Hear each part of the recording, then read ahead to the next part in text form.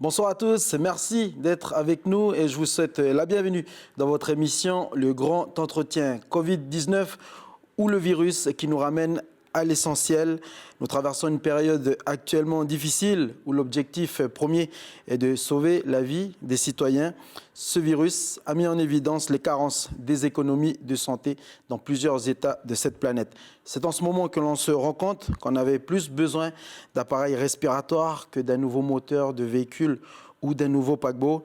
On se rend compte aussi que l'on a plus besoin de masques qu'une quatrième collection de modèles, par exemple dans l'industrie du textile. Le garant de la santé dans un pays, c'est l'État ou le gouvernement. Est-ce que la santé doit être l'économie numéro 1 dans un pays? Doit-on réorienter la santé, l'économie plutôt, vers les secteurs de la vie, c'est-à-dire santé, hygiène, énergie, commerce et bien sûr la culture? Et d'ailleurs, ce soir, pour parler de la culture, je reçois Emmanuel Tchibaou. Bonsoir. Bonsoir, Ramon. Merci d'avoir accepté l'invitation. Vous êtes directeur de l'Agence de développement de la culture kanak, Centre culturel Tchibaou. On vous décrit également comme un ambassadeur de la culture kanak. Vous êtes aussi collecteur du patrimoine oral kanak, intervenant culturel, conférencier ou encore commissaire d'exposition. Comment traversez-vous cette crise sanitaire à titre personnel?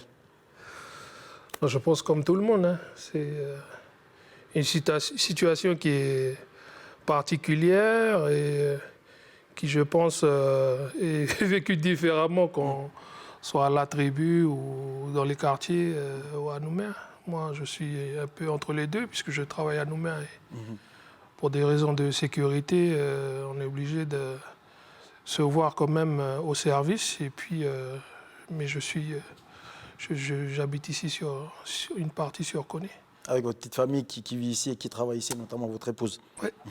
Comment est-ce que vous avez vécu le confinement, du coup, entre Nouméa et Koné, le fait d'être à la maison, avec les enfants, avec la famille? Je pense que c'est une situation qui permet de se recentrer aussi, de travailler plus sur les valeurs, ce qui fait qu'on est une famille, ce qui fait qu'on participe de l'éducation finalement de nos enfants au regard de ce qui était la situation avant, de manière peut-être implicite. Et le fait d'être rattaché aux devoirs, aux copies à rendre, c'est prendre du temps pour répondre finalement à des missions qui sont des missions de service public, dans lesquelles nous, on apporte aussi notre culture, parce que c'est les fondamentaux sur le civisme, sur le respect, la politesse. C'est déjà apprendre à partager des espaces, partager du temps. C'est se rappeler aussi qu'une des valeurs fondamentales dans notre société, c'est la valeur que l'on accorde à se parler et au temps en particulier, que l'on prend pour sa famille, ses parents, le téléphone, les visioconférences. C'est un autre rapport où la dimension affective elle est plus distante. Distante avec mais justement, dans lequel on trouve une nouvelle manière de communiquer. Bon, je pense que c'est le signe que notre société elle trouve de toute manière des réponses à formuler en fonction de ces contraintes qui sont... Enfin, nos parents, ils ont vécu la guerre de 39-45 avec d'autres contraintes. Nous, on en vit de nouvelles aujourd'hui. La difficulté, elle est somme toute réduite du fait que les moyens de se déplacer, ils sont réduits, mais on se rend compte qu'on a la possibilité aujourd'hui de formuler des réponses différentes pour occuper son temps et puis pour simplement vivre sa manière de concevoir le monde. On a vu qu'il y a une souplesse rapide aussi de pouvoir s'adapter rapidement à la situation, comme vous venez de le dire. Un espace qui partage, qui propose aux Calédoniens ces instants de partage, de parole, d'échange, de voyage dans le temps. Je parle évidemment de la structure du centre culturel Tchibaou, un espace culturel qui a dû fermer depuis le confinement, depuis le début de confinement. En tant que directeur, comment est-ce que vous avez géré cette situation qui interdit justement tout rapport entre hommes? Ce confinement l'impose et vous, en tant que manager, directeur d'un centre qui justement favorise l'échange culturel humain? Je pense qu'on a simplement appliqué les règles sanitaires. Après, c'est difficile d'offrir un espace dans la mesure où on n'a pas la possibilité de se rencontrer. Depuis le 23 mars, on a formulé les choses de manière... On était plutôt en réaction, puisqu'il y a eu une première phase où on nous a dit c'est 2 semaines. Oui. Et puis après, donc on a mis les agents en congé exceptionnel, avec une astreinte pour les personnels de direction et puis pour toutes les modalités rattachées au fonctionnement, qui doivent continuer. Les factures, la sécurité du site. Et puis après, là, sur cette deuxième partie, on a essayé de formuler des propositions pour aborder la phase de reprise aussi au regard de ce qui était possible de mettre. La difficulté pour nous, c'est de formuler des propositions. On n'a pas vraiment eu le temps de formuler des propositions autres que celles que l'on va voir ce soir sur Calédonia, où on a dealé un partenariat avec la chaîne pour mettre à disposition du public une partie du fonds documentaire. Mais ça nous a... Voilà, on était plutôt en réaction. On n'a pas eu véritablement l'opportunité de proposer une offre, par exemple, numérique, en dehors de ce qui est déjà le cas à l'heure d'aujourd'hui. Et puis après, les classes en résidence, les visites des croisiéristes, des saisonniers, etc.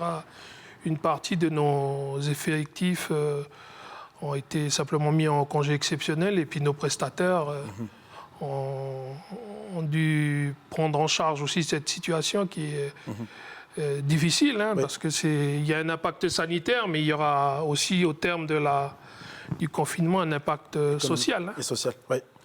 Alors je vous propose... Le tissu culturel.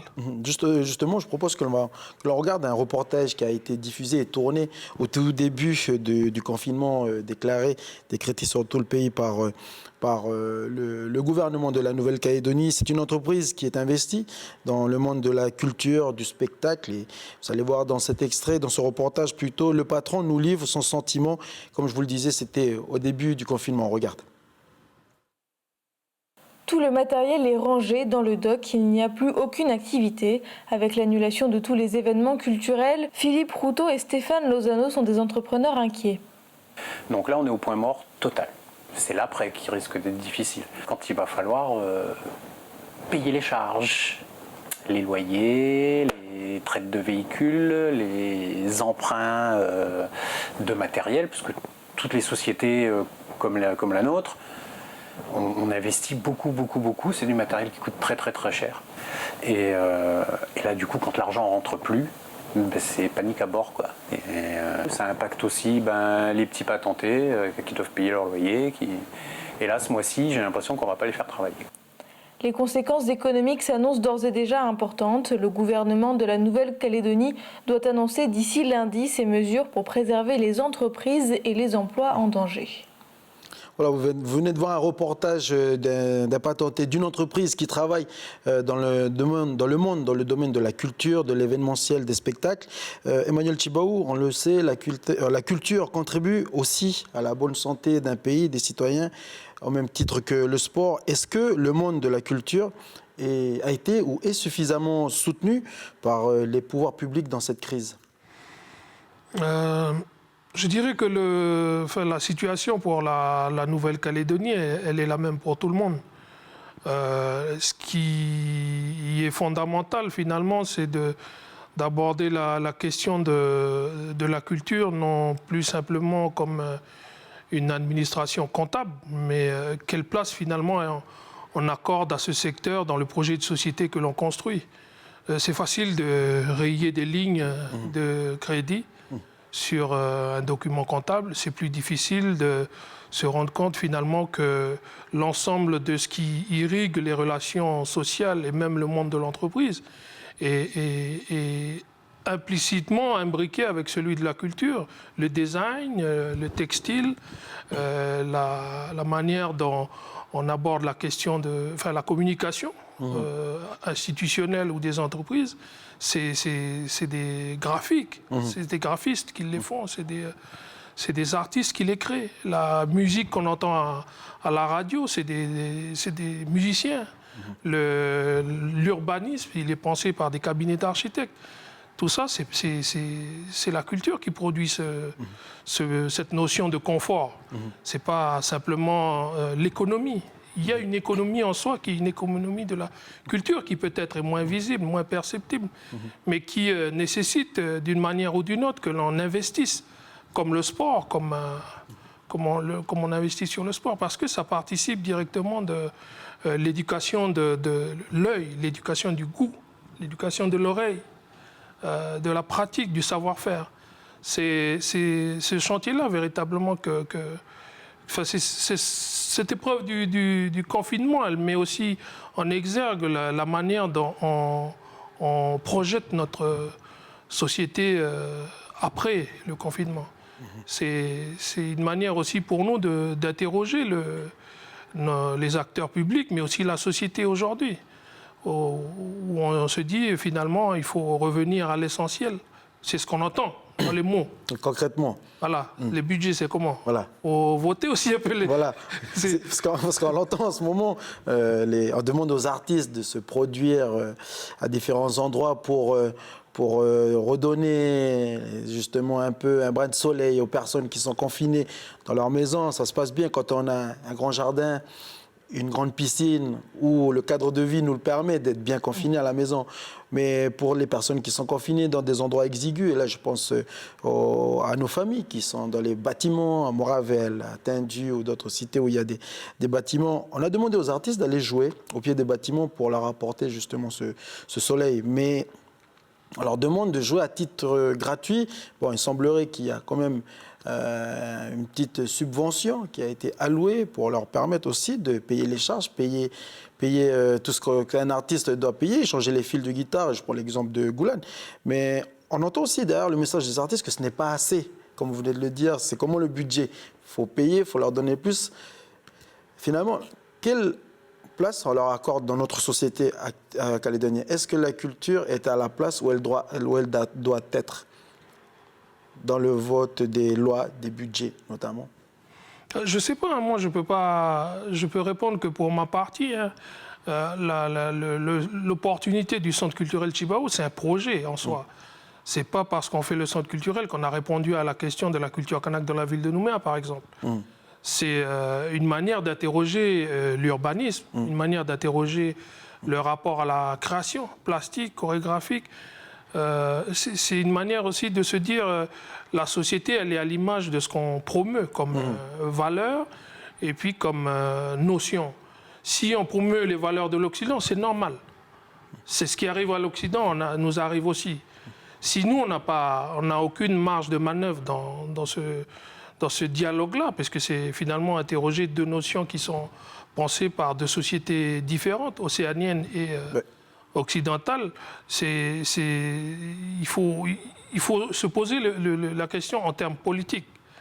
Parce qu'on ne peut pas demander simplement aux artistes de venir jouer, d'être solidaires. Une solidarité d'appoint. Oui, c'est ça. C'est ce qui est reproché. Voilà, c'est une solidarité d'appoint, c'est normal. Les artistes, ils vont le faire, nous aussi, on le fait. On a dealé ce partenariat avec Calédonia aussi de ce fait, mais ce n'est pas une réponse en soi. Il faut une réponse plus globale. Il ne faut pas qu'on soit, à mon sens, simplement en réaction à une situation. Ouais, il faut qu'on l'inscrive dans les programmes, que le bien-être, ça doit faire partie véritablement d'un objectif à atteindre pour notre société, pas simplement une histoire de ratio ou d'équilibre des budgets. C'est vrai, ça coûte de l'argent, mais l'argent qui est investi sur la culture, c'est de l'argent qui sera peut-être en moins investi sur l'agrandissement des prisons ou sur le financement des postes d'adjoints de sécurité, je ne sais pas. C'est clairement les gens, si on leur offre l'opportunité d'être à l'aise et d'être non seulement avec leurs valeurs, avec leurs références, et puis que la culture participe de la construction de ce projet de société, c'est c'est plus simplement penser la culture comme un accessoire. C'est penser la culture comme finalement un pivot sur lequel le développement économique il se construit aussi. Et là, on va le voir, hein. Enfin, je le dis sincèrement aussi avec les...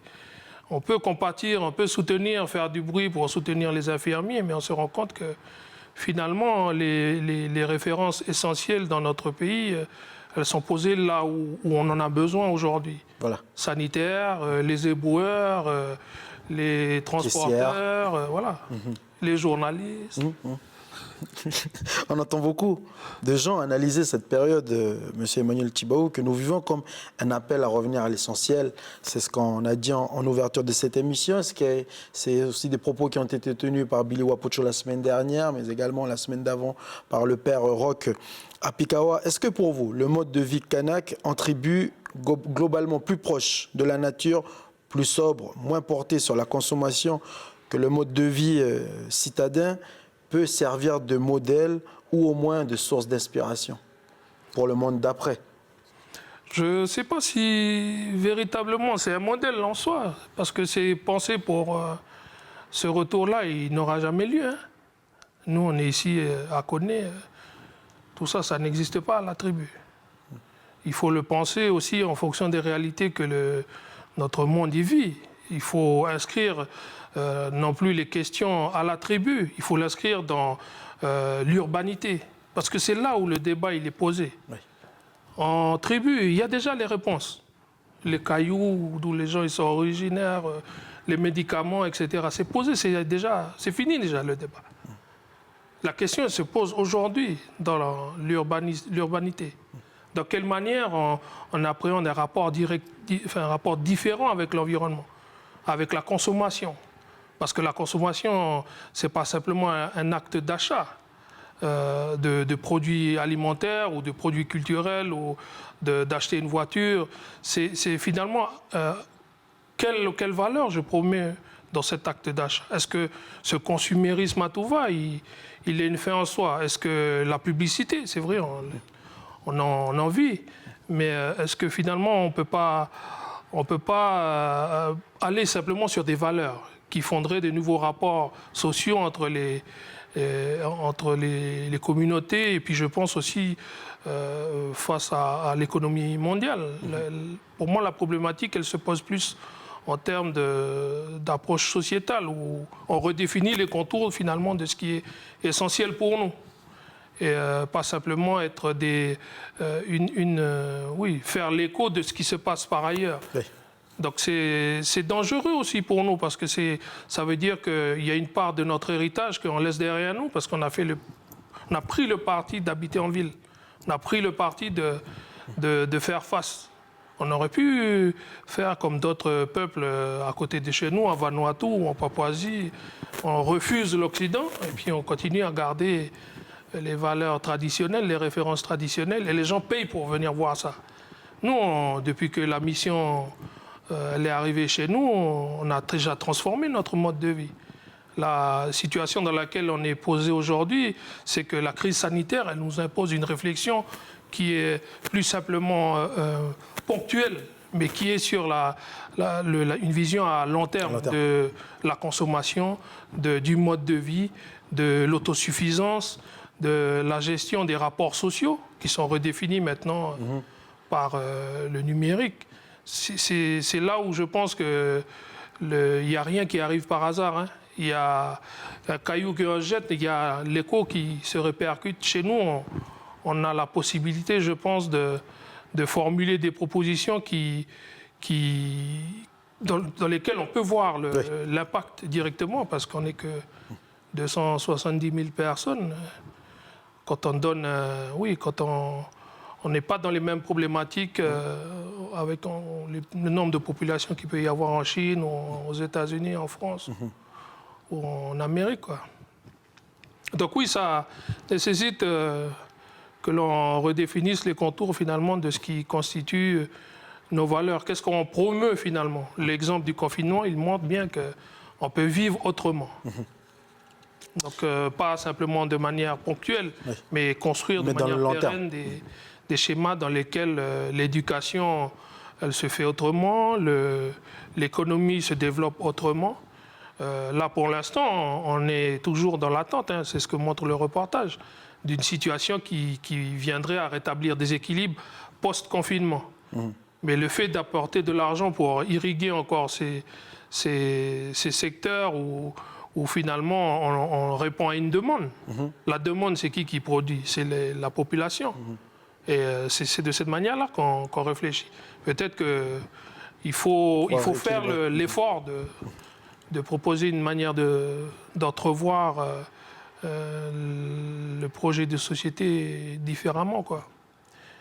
Donc, nécessairement, redéfinir les contours de ce qu'est cette identité ou ce projet de société que l'on construit, qui n'est pas forcément adapté à la tribu, mais qui s'inscrit dans une stratégie de faire vivre ces références-là, puisque c'est l'exemple sur lequel, c'est le postulat qu'on pose au départ. Est-ce que les valeurs de la tribu peuvent vivre en ville? On a vu les gestes de partage, communauté. Élan de solidarité. Des élans de solidarité c'est bien le signe que la société, elle n'est pas morte. Elle a encore des valeurs qui font de nous des gens d'ici, quoi. Merci en tout cas de nous avoir donné votre regard, votre point de vue sur la situation sanitaire que l'on traverse actuellement. Nous arrivons à la dernière partie de l'émission, ou plutôt dans les dernières minutes. Comme Emmanuel Tchibaou l'a évoqué en début d'émission, ce soir aussi, nous avons l'honneur de vous annoncer un partenariat qui s'est fait, on va dire, en mode Covid-19, un partenariat qui s'est fait à distance par la magie de Internet. Nous allons diffuser juste après cet entretien, et plus précisément à 19h20, un documentaire intitulé La parole assassinée, un film de Gilles Dagneau. Voilà, c'est Calédonia qui vous présente à partir de ce vendredi, aujourd'hui, puis vendredi prochain et le vendredi d'après, Ngan Valik, qui signifie panier de paroles, un cinéma qui nous raconte, avec les productions de l'Agence de développement de la culture kanak, le Centre culturel Tchibaou, bien évidemment avec le soutien de 3A Production et de Foulala Production. Je propose que l'on regarde un extrait de ce qui vous attend juste après. Jean-Marie s'était rendu compte que lui-même et les premières générations de jeunes qui sont nés à Nouméa, ils étaient Kanaks de nom et de peau, mais ils avaient une culture d'intégrer. Ils avaient seulement, pour l'occasion, certains, d'aller pendant les vacances à Lifou, à Marais ou à Ouvéa ou sur la Grande Terre, mais il y en a qui n'ont pas été, par exemple, dans leur tribu pendant au moins 5 ou 6 ans. Donc petit à petit, ils sont déracinés. Et c'est grave, parce que ça débouche sur quoi? Ça débouche sur des jeunes qui sont des clochards. Des clochards au sens où on n'a pas de pied à terre, où on n'a pas de racines, où on flotte. On ne sait pas ce que c'est que la coutume. On en parle, mais quand il faut la faire, on ne sait pas la faire, on ne sait pas la dire. Il faut que les jeunes soient comme les cocos qui, en tombant, restent au pied du cocotier et prennent racine. Et non pas comme le coco qui flotte dans le lagon et qui ne repoussera jamais. Voilà, un extrait du documentaire Tchibaou, la parole assassinée de Gilles Dagneau. Je le répète, c'est une diffusion en partenariat avec l'ADCK, le Centre culturel Tchibaou. En cette période de confinement, en période de confinement adaptée à partir de lundi, puis en période de confinement strict jusqu'à dimanche, pourquoi le Centre culturel Tchibaou tenait à ce que l'on puisse continuer de voir des films comme celui-là? Je pense que c'est une opportunité pour nous, dans la mesure où, en termes de stratégie, on a un public captif. Oui. Qui est devant son poste. Qui est à la maison. Plutôt que d'aller sur du loisir, qui est déjà le cas. Il y a Netflix, il y a Internet qui permet ça. C'est la dimension de la télé citoyenne. On dit qu'il faut construire des références pour notre pays. La grille de Calédonia, elle participe de ça. Nous, on apporte des contenus parce que c'est le travail du centre. Le projet, là, il est porté par le centre. Ngan Valik, c'est en Fouaï, c'est une des langues de Yengen. Ça veut dire l'endroit où la parole, elle est conservée. Mais la parole, elle a le sens que si elle vit, et si elle est L'extrait qu'on a vu, il participe directement des missions du centre. le fait qu'on puisse faire vivre une parole kanak à Nouméa. Parce que le coco dont on parle, là, qui tombe au pied du cocotier, il faut bien se dire qu'il y a des gens qui habitent à Nouméa qui ne sont jamais remontés à la tribu, genre, depuis qu'ils sont partis. Est-ce que c'est pour autant des demi-Kanaks? La question, elle est posée non seulement aux Kanaks, mais aussi à la citoyenneté calédonienne dans son ensemble. À quel moment les références, nos références partagées, elles peuvent exister à Nouméa? Les références dont on parle, elles n'ont pas vocation qu'à être limitées strictement au Kanak d'une part, mais strictement à l'espace de la tribu. Si on dit qu'on construit ce fameux destin commun, ça veut dire qu'à un moment donné, ce n'est pas au centre culturel que ces références elles doivent transpirer. C'est dans l'urbanisme, c'est dans la gastronomie, c'est quand on ouvre son frigo, on voit des feuilles, on a des circuits de production qui valorisent notre ressource alimentaire. C'est aussi ces références-là que l'on questionne dans cette question de la parole assassinée. Tjibaou, la parole assassinée avec le point d'interrogation. Lorsqu'on a mis sur FB, les gens ils se sont demandé mais pourquoi il y a un point d'interrogation dans le titre. Mais parce qu'il a été commandé le film à sa mort. Et comme c'était, il y a eu d'autres apôtres de la non-violence. Gandhi, il était avocat. Martin Luther King, il était prêcheur. Malcolm X, il était repris de justice. Tjibaou, lui, il était ancien prêtre. Quand il part, c'est une partie de cet espace de parole qui, finalement, qui était le témoin direct, puisque interface avec l'État français, qui disparaît. La parole assassinée, c'est ça. C'est de se dire, quand il part, il faut passer le témoin. L'objet du film, par Calédonien, il tente de dire, mais il faut que maintenant les jeunes ils puissent s'inspirer et puis connaître le débat politique, les enjeux qui vont se jouer peut-être là le 6 septembre sur la question référendaire. Ils ont une origine. Dans le film qui va être présenté, peut-être qu'on apporte des éléments de compréhension qu'il faudra discuter aussi. Profiter du confinement pour questionner les parents sur les événements, sur pourquoi il y a un Sénat coutumier aujourd'hui. Ça, c'est pas arrivé tout seul. Nous, quand on est né, ça n'existait pas, ces choses-là. C'est né parce que les gens, ils ont parlé. Ils ont affirmé une revendication. Et puis qu'au niveau politique, ça s'est discuté. Là, aujourd'hui, c'est peut-être le bon moment pour construire les bases d'une réflexion qui serait peut-être plus sereine à apporter au regard avec des contenus, quoi, au regard des échéances qui nous attendent, là. Non seulement les élections municipales, mais après consultation référendaire, quoi. En tout cas, ça a bien été confirmé par Annick Girardin. Le prochain référendum aura bien lieu le 6 septembre prochain. Merci. Emmanuel Tjibaou d'avoir accepté l'invitation. J'aimerais juste rendre hommage à la personne qui est passée, qui a pris la parole à l'instant dans l'extrait, monsieur Joseph Streeter, qui nous a quittés il y a quelques années. Puis on rend hommage également à toutes les personnes que l'on va voir dans ce documentaire à 19h20 et qui nous ont quittés. Merci à tous. Je rappelle, Ngan Valik, Panier de paroles, un cinéma qui nous raconte. Vous allez découvrir en exclusivité à 19h20 le lancement de ce partenariat entre Calédonia, le Centre culturel Tjibaou et la DCK. Plutôt la DCK, le Centre culturel Tjibaou. Bonne soirée. Rendez-vous à 19h20, ne manquez pas pour voir ce documentaire Tjibaou, la parole assassinée de Gilles Dagnon. Merci encore une fois, Manu, d'avoir accepté l'invitation. Bonne soirée. Merci à vous. Et bonne soirée à tous sur Calédonia.